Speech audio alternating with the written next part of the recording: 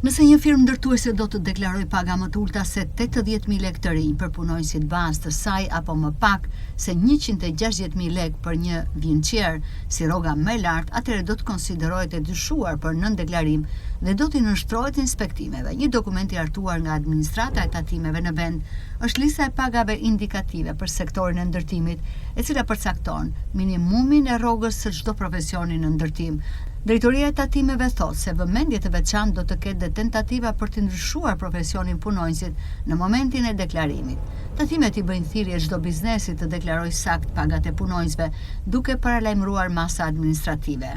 Çdo tatim pagues, sipas Drejtorisë së Përgjithshme të Tatimeve, që pagën e punonjësit të tij të deklaruar për profesionet e sipërpërmendura ose të ngjashme me to, do të ketë në nivelin e pagës indikative dhe që ndryshon profesionin me qëllim kategorizimi në pagën më të vogël, do të konsiderohet me risk dhe do të jetë objekt kontrolli nga strukturat e specializuara të administratës tatimore.